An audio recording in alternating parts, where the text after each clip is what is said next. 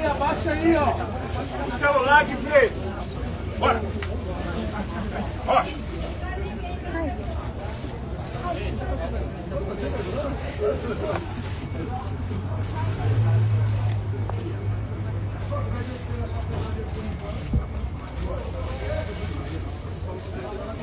Chapéu aqui. Celular. Vai. Satisfação, Ribeiro. Cabeça, cabeça. Obrigado pela oportunidade. Vivemos um momento ainda de tranquilidade no Brasil. Por causa especial da criatividade de alguns. Nesse ontem eu fui ao Supremo. Vamos chegar um pouquinho lá. Foi na última hora. Vocês se surpreenderam. Hoje resumindo isso. Celular. Obviamente eu sabia o que ia acontecer. Mas vamos lá. Eu espero hoje nós vamos para um ponto final nisso aqui. Parece que tem algo pessoal contra mim. E a acusação é muito grave. E são infundadas. E não é da boca para fora. Eu vou demorar um pouco, mas tem muita novidade para vocês. Vou começar no final. Quando as eleições se acabarem. No dia 2 de outubro, 2 de novembro, alguns de vocês estavam lá na Alvorada. Ninguém reclamou de Fiz você? um pronunciamento à nação. Coisa rara, né? Fiz um pronunciamento lido à nação. Eu vou ler apenas um parágrafo desse pronunciamento. Infelizmente, por isso não estava no inquérito do ministro Alexandre de Moraes.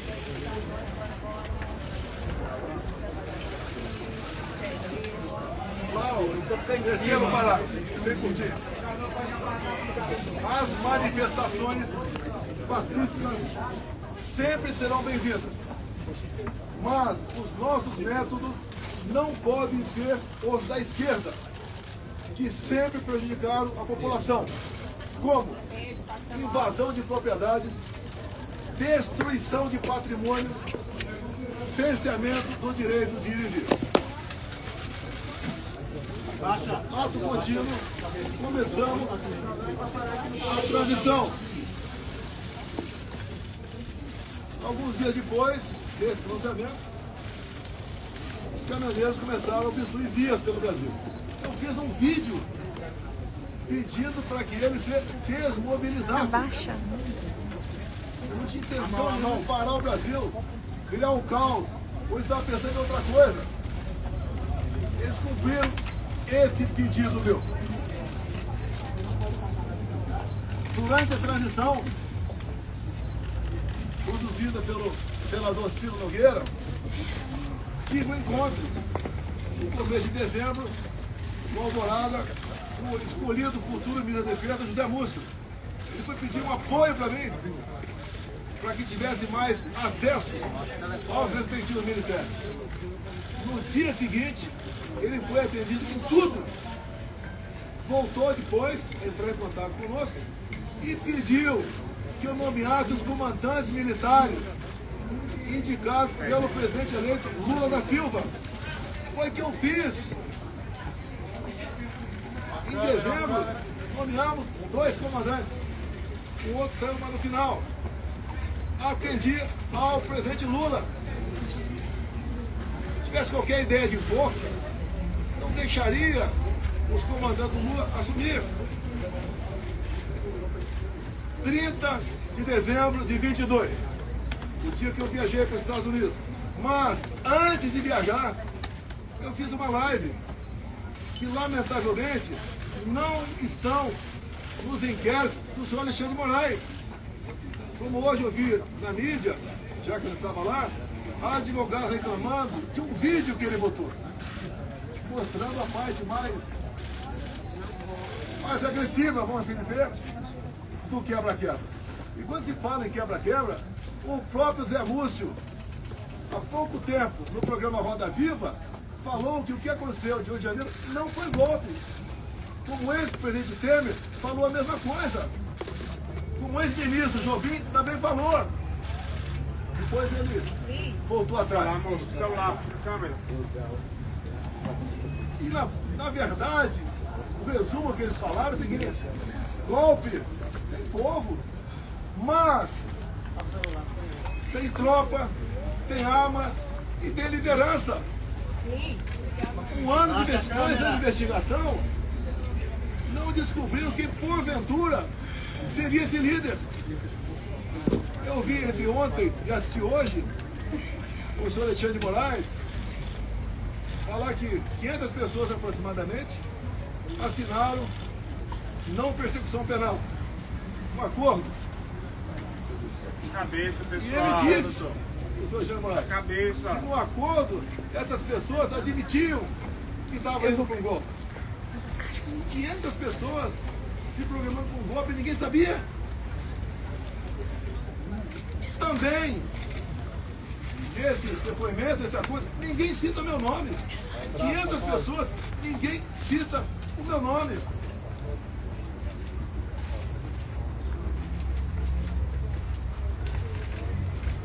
Vamos aqui para a live de 30 de dezembro. Celular, amigão. O dia que eu viajei para os Estados Unidos. Um pedacinho bem curto aqui. Mas, lamentavelmente, as imagens não estão no inquérito do Alexandre de Moraes. Ele bota o que ele quer lá. Por isso, os seus inquéritos são secretos ou confidenciais. A live. E repito, em nenhum momento fui procurado para fazer nada de errado. Violentando, seja o que for. Eu entendo que fiz a minha parte. Estou fazendo até agora a minha parte. Hoje são 30 de dezembro. Até hoje eu fiz a minha parte dentro das 4 linhas. Não vamos achar que o mundo vai acabar dia 1º de janeiro. Vamos por tudo ou nada. Não! Não tem tudo ou nada. Inteligência. Mostrar que somos diferentes dos outros. Nós respeitamos as normas, as leis, a Constituição. Nós sabemos dar valor à liberdade. Talvez isso seja o de mais Cabeça, importante. fotógrafo. Mas o pessoal deve perguntar: por que está de defesa? Mostra um pouquinho, vídeo record. Lá atrás foi discutido estado de sítio.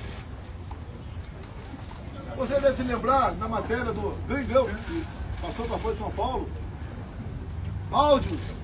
Um dos áudios dizia: carregue no 42. Eles estavam na dúvida do que me acusar. Estavam na dúvida. Ele achou naquele momento que era melhor falar que queria dar um golpe usando o artigo 142 da Constituição. E agora, entre ontem e hoje, palavras do ministro relator, ficou convencionado por ele, está de defesa. E o decreto estava pronto para assinar.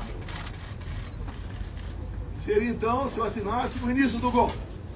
Segundo o ministro relator, configurou-se o golpe a partir desse momento.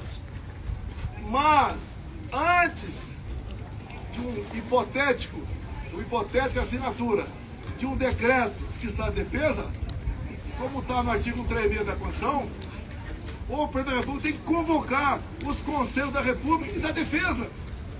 Aí seria o primeiro passo. Não adianta botar um decreto na frente do presidente, estado de defesa, e assinar está resolvido. Não convoquei os conselhos da República da Defesa, nem as preparatórias houveram para isso. Se é que você trabalhar com o dispositivo constitucional, é sinal de golpe. Golpe não tem lei, não tem norma. Golpe tem conspiração na imprensa, no parlamento, setor do poder judiciário, setor da economia, fora do Brasil. Força Armada em primeiro lugar, sociedade, empresários, agricultores. Aí você começa a gestar um hipotético golpe. Nada disso houve. Agora, por que se comentou estado de defesa e estado de sítio? Para a gente desmontar de vez essa história de golpe em cima de um dispositivo funcional. 2014, acabou as eleições, Dilma ganhou de Aécio Neves. Abaixa a mão. O que o PSDB fez? Contratou uma auditoria externa. Talvez para dar mais credibilidade ao parecer final. Baixa a foto. Conclusão, parecer final da auditoria externa contratada pela STB sobre eleições. As urnas são inauditáveis. Não sei o que disse isso. Isso foi em 2015. Eleição de 2014. Desde 2012, eu já tinha ações dentro da Câmara dos Deputados pelo voto impresso. Antes de mim, Flávio Dino foi claro, dizendo que perdeu as eleições por causa do voto eletrônico. Antes disso também, Carlos Lupe, do PDT, em inserções de programa eletrônico gratuito, ele disse: eleições sem voto impresso é fraude. E foi ele que entrou com ação contra mim no TSE. Outros 10, 12 falavam a mesma coisa. Eu não era sozinho, eu estava sozinho na defesa do voto impresso. Eu não sou obrigado a acreditar, confiar num programador. Eu confio na máquina. Não sou obrigado a acreditar num programador. Em 2015, eu, deputado Jair Bolsonaro, aprovou uma emenda numa proposta de lei eleitoral, cujo relator era Rodrigo Maia, permitindo o voto impresso. A Dilma Rousseff, a senhora Dilma Rousseff, vetou. Foi derrubado o veto. Na Câmara, algo surreal. Até o PT votou para derrubar o veto. Ato contínuo. Foi convidado pelo ministro Supremo, Luiz Fux, a ir ao TSE. Chegando lá e considerou o ministro Fux. Tratou muito bem, feliz. Ele me convidou para ir lá. E falou que o TSE tinha tomado todas as medidas para implementar o voto impresso nas eleições de 2018. Ele falou: deputado, por falta de recurso, apenas 5% das sessões terão um voto impresso. Eu falei: excelente referência. Pode ver. É mais número de eleitores do que uma pesquisa. Eu só faço um pedido para o senhor: pulverize as urnas. Ele falou: já está programado, serão pulverizadas. O TSE começou a preparar. Deu um vídeo do ministro Gilmar Mendes, ministro Barroso, elogiando a nova urna eletrônica com a impressora do lado. Bem, poucos meses depois, por 8-3, o Supremo Tribunal Federal disse que a urna era inconstitucional. Essa ação foi proposta pela senhora Raquel Dodge na época, chefe do MP. Porque a impressão do voto, segundo o Supremo e ela segundo o Supremo e ela, a impressão do voto colocava em risco a segurança das eleições, o sigilo do voto. Esses foram os argumentos. Deixo claro que na Venezuela só foi possível detectar fraude no ano passado por causa do voto impresso. Foi a primeira vez que a Venezuela adotou o voto impresso. Por que a Venezuela fez isso? Já que o sistema eleitoral deles era exatamente igual ao nosso. Porque houve um momento que o governo Biden queria comprar petróleo da Venezuela. E não podia comprar o petróleo sem nada em troca. Então foi feito um acordo, o governo Biden dos Estados Unidos, o governo Maduro da Venezuela e oposição. E impuseram então um voto impresso.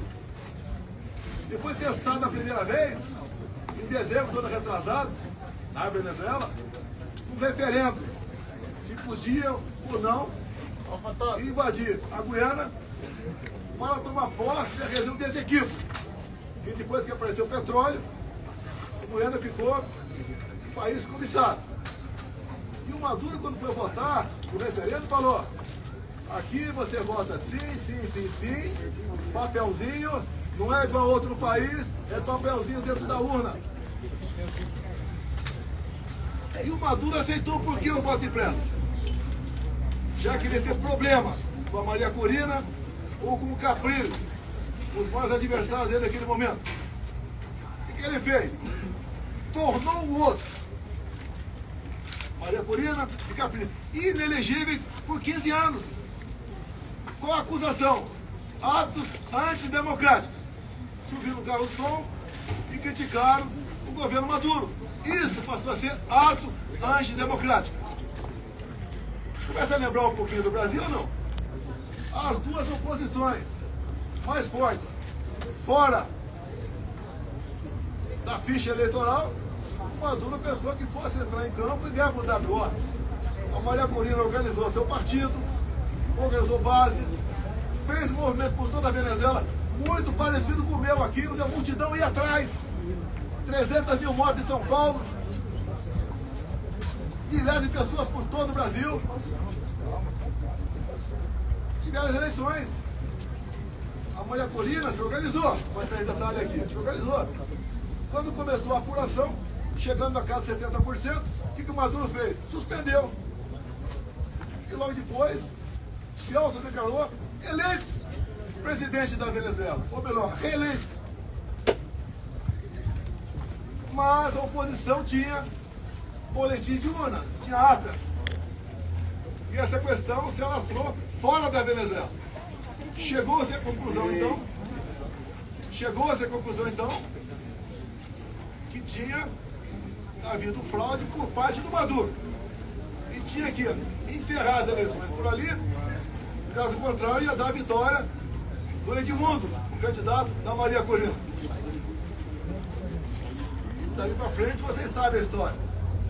O governo brasileiro, o PT reconheceu a vitória do Maduro. O governo brasileiro, Lula da Silva já, não quis reconhecer. Houve um entreveiro entre ambos. O Maduro falou em certo momento, a sua justiça eleitoral reconheceu você vitorioso aí. A minha reconheceu aqui. Fique quieto, eu vou falar. Palavra do Maduro. O voto impresso é um direito. Como a contagem pública de votos tem que ser feita. A Alemanha não aceitou o voto igual ao nosso. Presidente, sobre a decisão de hoje... Não, desculpa aqui. Não pode ter só respeito a você. Não vou te atender. Depois fica aberto lá. Então o voto impresso, mais de 400 deputados derrubaram o veto em 2016, para 2017. Se você não levantar, tá de boa. Eles estavam atacando a democracia, quem votou para derrubar o veto, atentaram contra o Estado Democrático de Direito.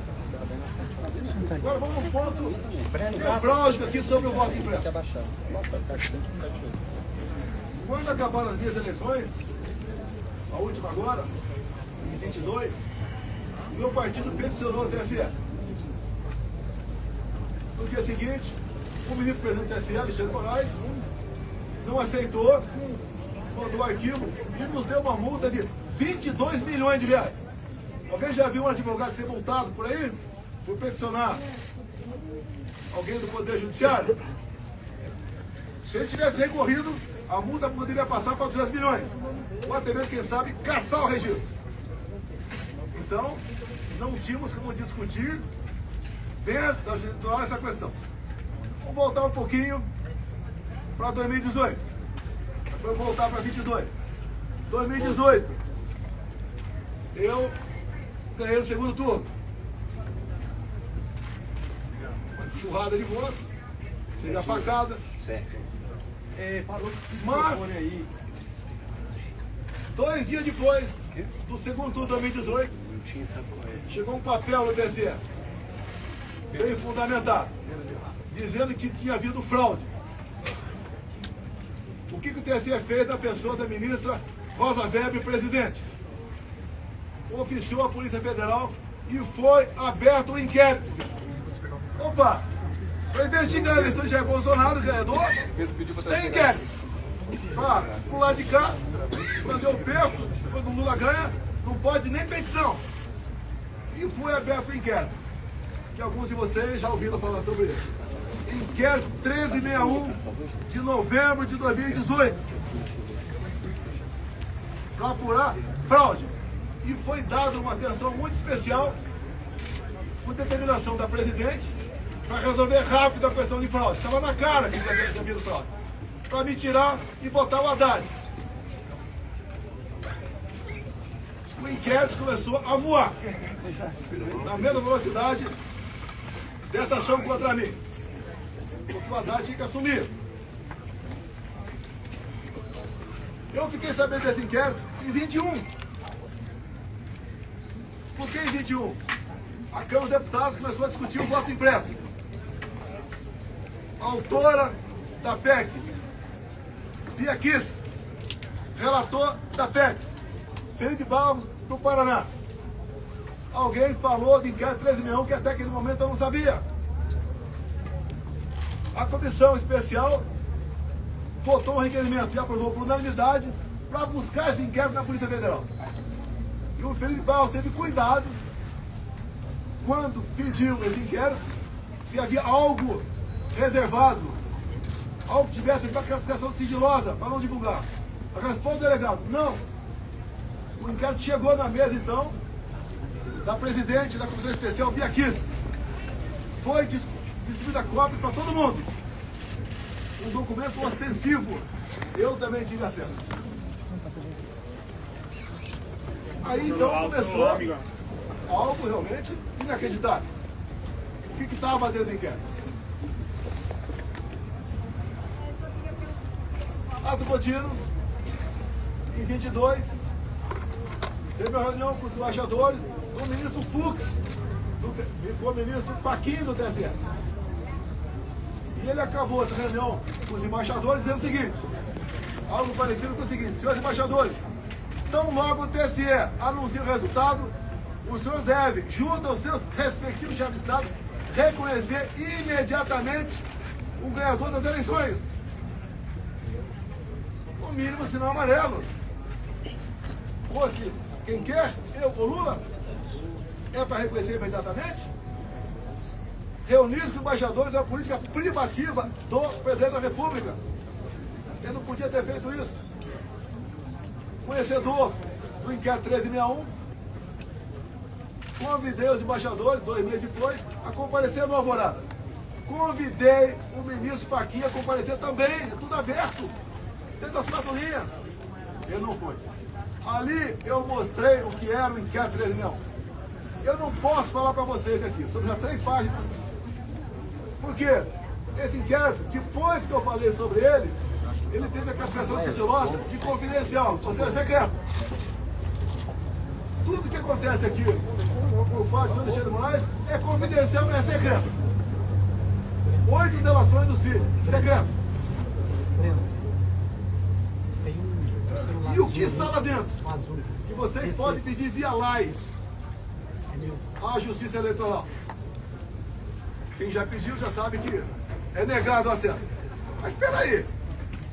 Fala-se tanto em democracia, Estado Democrático de Direito, um documento como esse, que trata da lisura sobre as eleições, a apuração de fraude contra o candidato Jair Bolsonaro, você não pode tomar conhecimento disso? Eu aprendi desde jovem que a alma da democracia é o voto. E o voto contabilizado. Por que você não pode tomar conhecimento desse inquérito? O que tem lá dentro? O que o ministro Alexandre de Moraes quer esconder? Vamos continuar.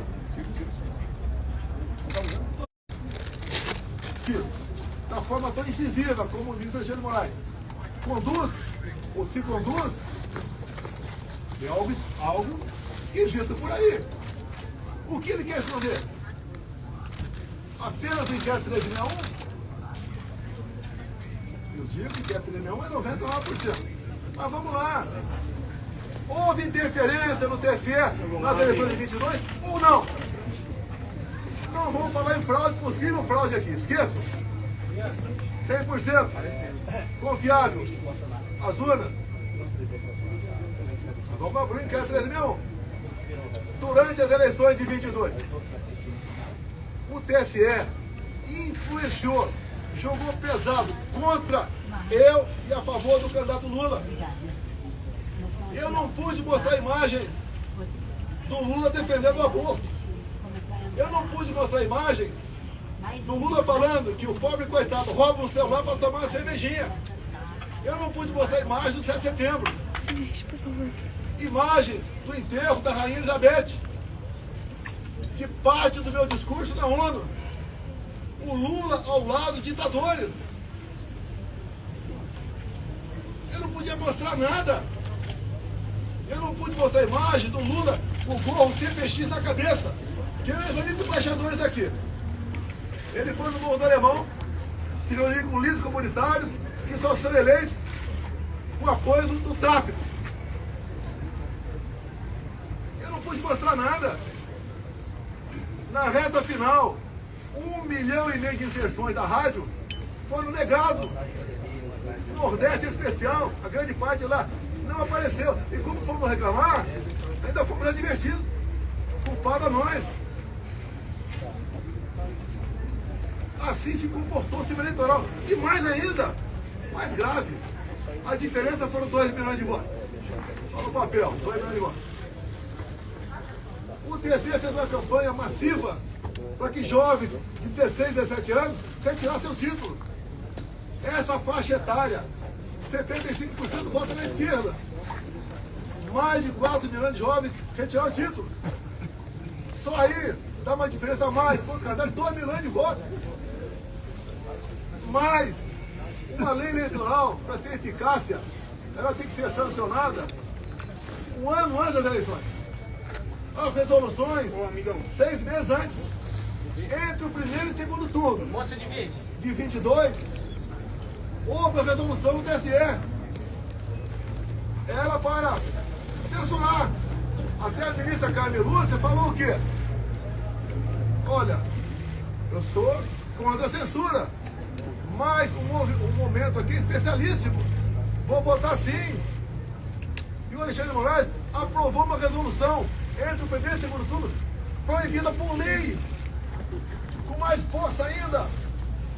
A justiça eleitoral foi para cima do pessoal da direita, desmonetizando páginas, derrubando páginas, prendendo gente. Fizeram barbaridade contra a minha pessoa. A justiça eleitoral se comportou corretamente, dado que eu falei aqui? Sim ou não? Eu que sou golpista? Eu que sou golpista? Esses 2 vídeos aqui estão nos autos do inquérito. Os advogados reclamaram de um vídeo que estava hoje, foi mostrado aqui no TSE. Eu sou o culpado. Repito, na delação do Cid, ele diz que, a partir do princípio, está tudo certo com a delação dele. Ele diz ali que ficou sabendo do ano de janeiro, no dia de janeiro. Já falei, estou repetindo, nos 500 acordos de não persecução penal, em nenhum deles, que eu tomei conhecimento, alguém cita meu nome. Graças a Deus eu saí aqui dia 13 de dezembro. Eu não queria passar faixa com um cara com passado, como o Lula tem. Não há crime nenhum não passar faixa. Não está escrito que é proibido passar faixa. Fui para os Estados Unidos. E essa artimanha do 8 de janeiro, eu falo artimanha porque o ministro Flávio Dino, na justiça, negou os vídeos do 8 de janeiro. Quase 200 máquinas. Ele entregou apenas 4 vídeos e falou que o contrato tinha vencido. Pelo amor de Deus! Pelo amor de Deus! Eu sou um golpista? 8 de janeiro, eu estava nos Estados Unidos. Uma das 5 acusações contra mim é destruição de patrimônio. Só se for por telepatia. Existia, pegaram, fizeram pesca probatória, reviraram a vida de todo mundo, 3 buscas de apreensão em casa. Não acharam nada a meu respeito. O próprio Cid falou que os militares estavam de férias no Rio de Janeiro. Daí inventam. O Lula ia assinar uma GLO. Se assinar é problema dele, pô. Vai dar golpe com os comandantes do Lula? Se os meus tivessem mantido, ia até ter uma elucubração nesse sentido. Os comandantes jamais embarcariam numa aventura. Discutir, como disse o então comandante do Exército, meu, discutir hipóteses de dispositivos condicionais, isso não é crime. O senhor discutiu. Você não vai me tirar do sério. Cabecinha, Acho que a amigão. maioria já aprendeu aqui como é que vai. Quiser tumultuar com você, é uma história, vou embora. Cabeça, amigão. Vou abrir a pergunta para vocês. Diz Alexandre de Moraes que o golpe começou dia 29 de julho de 21. Um ano e meio antes de acabar 22. E ele tinha que, para dar ênfase à historinha dele, tinha que acabar de 8 de janeiro. E como é que ele chegou 29 de julho de 21? Pegou de janeiro e começou a voltar. O que aconteceu nesse dia que vocês não ficaram sabendo? Ou foi a PF que descobriu? Aquela banda da PF.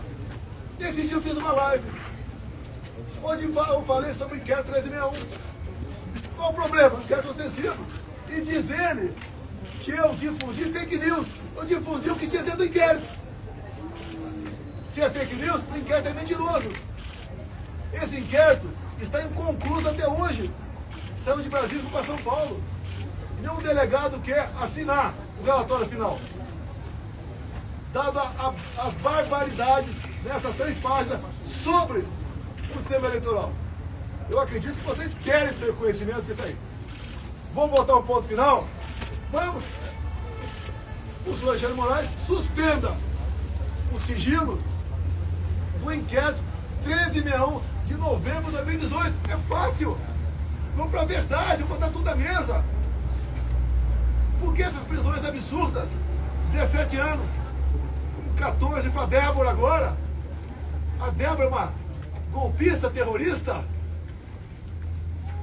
Ela está sofrendo mais que qualquer ser humano pode sofrer na vida. Ela acorda e dorme, sem dar um beijo, sem dar um banho nos seus filhos, de 10 e 7 anos de idade. Por que 14 anos, 17 anos? Quer botar 30 em mim? Se eu tivesse devendo qualquer coisa, eu não estaria aqui. Fui para os Estados Unidos, graças a Deus, que se tivesse aqui de 8 de janeiro, estaria preso até hoje. Ou morto. Que é o sonho que eu sei que é de alguns aí. Que eu preso vou dar trabalho. Não vai acontecer não, deixa contigo, presidente. Então, aqui está grande parte, quase toda a verdade que interessa. Repetindo, 2 de novembro de 22. Quando eu falei com a imprensa, li um papel e começo dizendo que vão sentir saudade de mim, como estão sentindo hoje. Eu vou estar o mês que vem no Rio Grande do Norte com o senador Marinho, como já tive outras vezes, depois das eleições. O tratamento é excepcional.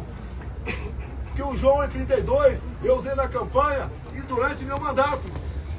A verdade dói quando o povo entendeu que a verdade é necessária. É picanha, cigarro, cervejinha. Não tem nem ovo agora. A inflação está aí. O povo não quer mais confusão. Por isso que eu falo em anistia. Eu duvido que uma mãe aqui não se coloque no lugar da Débora e não queira anistia. Não encontrar nenhuma arma aqui. Eu estou sendo acusado junto com essas pessoas que foram presas. Tentativa armada. Que arma? Vai no Senado aqui.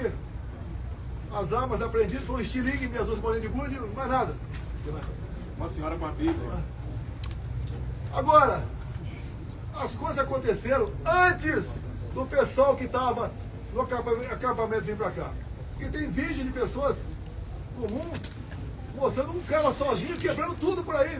O próprio Lula. Tem vídeo dele falando. Temos que saber quem deixou abertas as portas aqui do Palácio. Foi facilitado. Quando aconteceu de janeiro, a imprensa só mostrava uma imagem, escolhida a dedo, só uma. Aquele cara magrinho, né? Com a camisa, a minha estampa na barriga, derrubando o relógio. Só mostrava isso. Alguns dias depois, o Lula estava fora do Brasil, acho que era China, defendendo a mudança do padrão dólar. 3 dias depois, a TV CNN mostrou as imagens do G. Dias lá dentro, junto com perigosos terroristas e golpistas, ele andando à vontade lá dentro. Dorme aqui embaixo, meu tempo, por volta de 60 militares, a maioria cabe soldado, armado. E aonde é qualquer negócio, ir pro pau, armado, fuzil. Alguém viu alguns soldados armados nesse dia? Facilitaram a entrada deles. Não resta mais dúvida tocante a isso. Comigo, até o ministro Fux falou hoje, né? Que teve um 7 de setembro que ele ficou preocupado. Ele falou, graças à Polícia Militar do DF, nada aconteceu. Naquela época, o ministro Fux falou comigo, era presidente, o ministro, fique tranquilo, o nosso pessoal não faz baderna. Quando acaba o movimento, não tem papel no chão. Se é na Paulista, não tem um vidro quebrado, não tem um cesto de lixo incendiado. E numa boa, sem problema nenhum. O que assusta um outro lado, quando se fala em sistema? E comigo foi diferente. Deus me deu a segunda via e me deu um mandato. E eu montei um ministério técnico, coisa que vocês nunca viram na vida de vocês. Como agora, continua um balcão de negócio. Ministério, estatal, bancos oficiais. Comigo não tinha isso. Apesar da pandemia, a gente lamenta as mortes. Gastamos R$1 trilhão. Reflexo da guerra. Terminamos 22, um saldo de 54 bilhões. Negociei com a Arthur Lira aqui, votação de um projeto, para a gente poder zerar impostos federais de combustíveis. E zeramos. O Paulo Guedes, na nova política dele de reindustrialização, diminuiu em 30% o IPI de 4 mil produtos. Eu zerei imposto de importação de muita coisa. Pneu de caminhão, peça de trator, material para energia fotovoltaica, medicamentos. E eu comecei a arrecadar mais. Com esse governo, só se fala em taxa. O Lula só acerta quando ele revoga uma medida sua ou de um ministro, com a portaria de carimbar a validade do ovo. Ele só acerta quando revoga. A imprensa fala que, parte da imprensa, que Copacabana flopou. Flopou. Eu não sei quantas pessoas tinha lá. A USP, o pessoal com cabelo colorido, falou que tinha 18 mil. Eu tinha um quarto de Maracanã. Um quarto de Maracanã.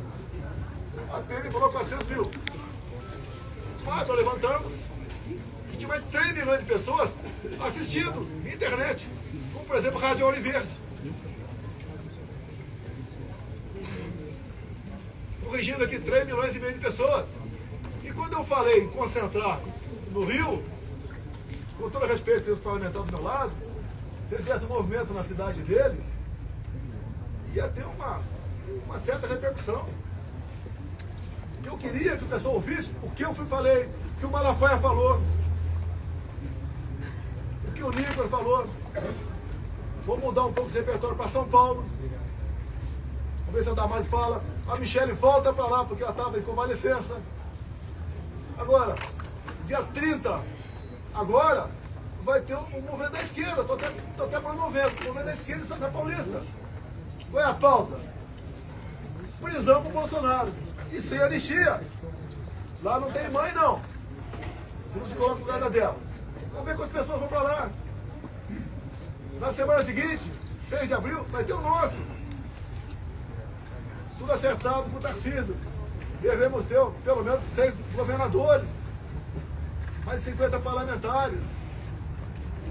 Vamos continuar nessa luta da anistia. A anistia é perdão, é passar borracha. É fazer o Brasil voltar à sua normalidade. Eu não quero conflito, confronto.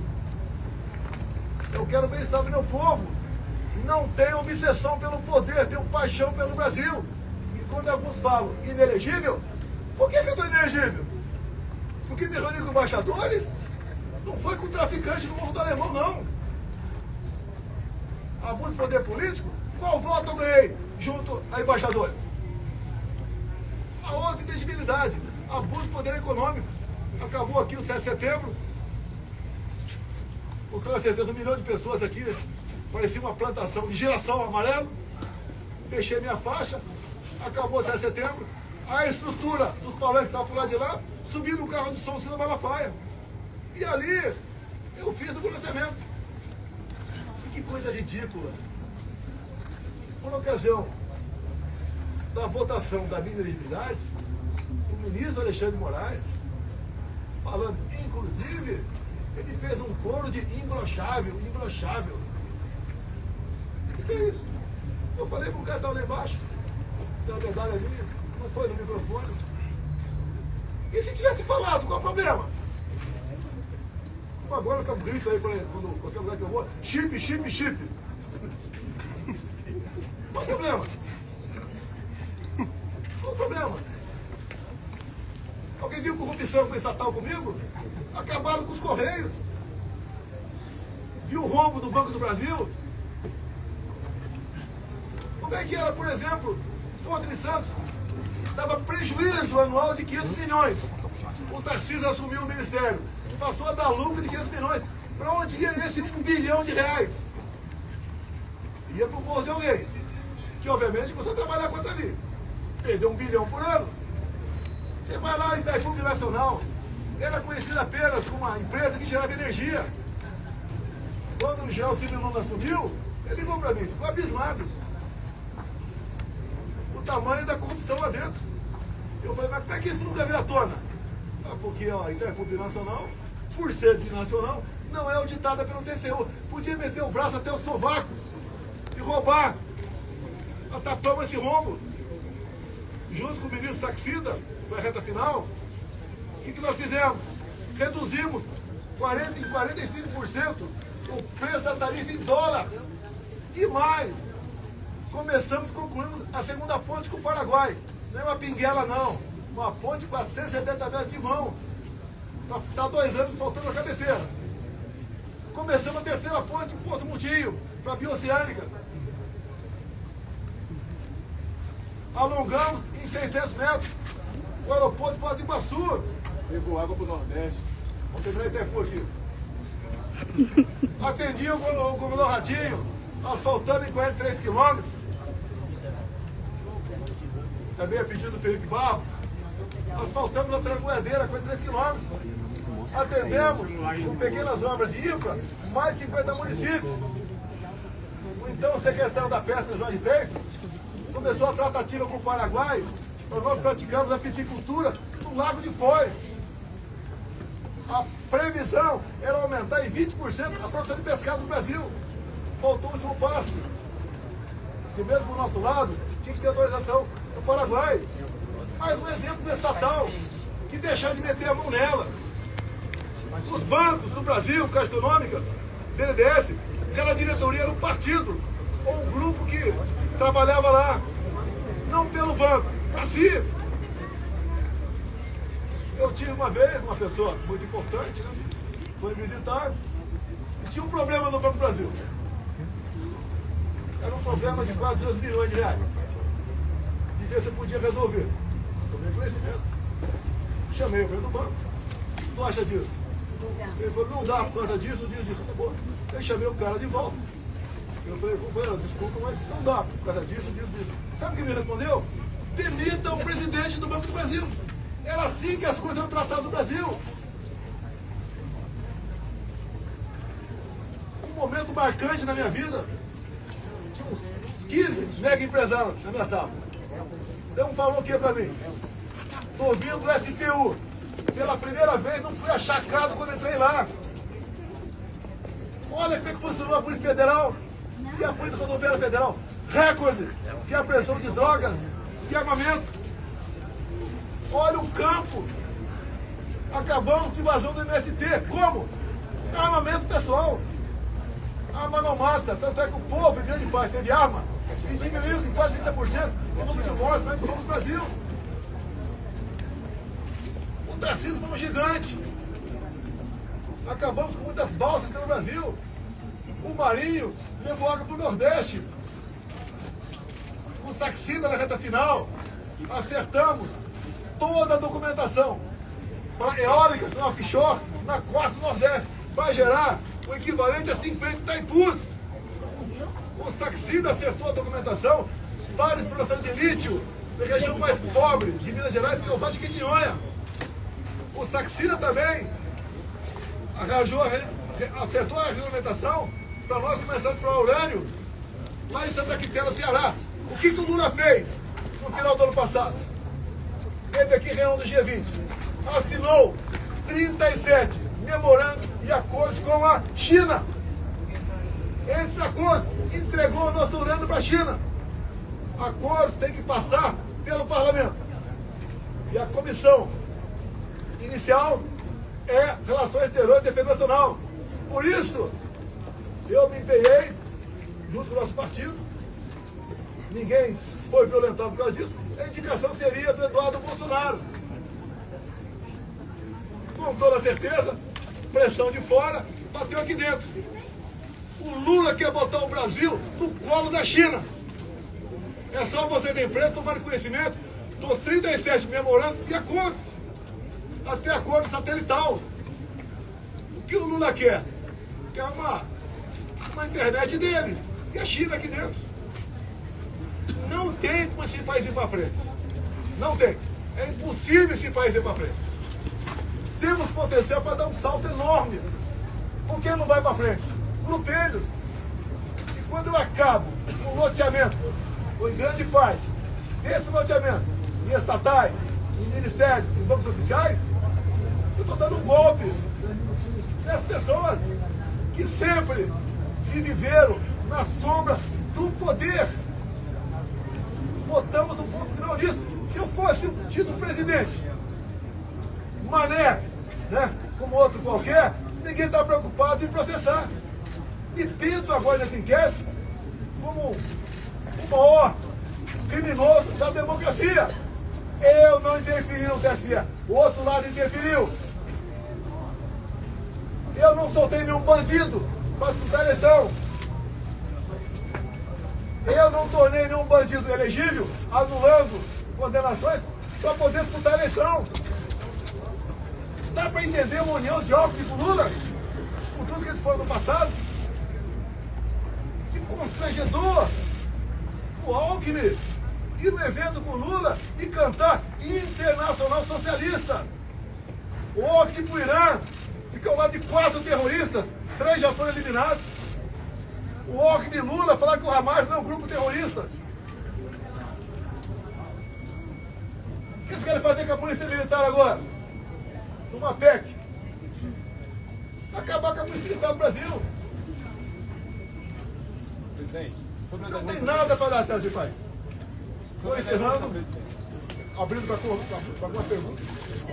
dia 7 de dezembro. Pessoal, obrigado.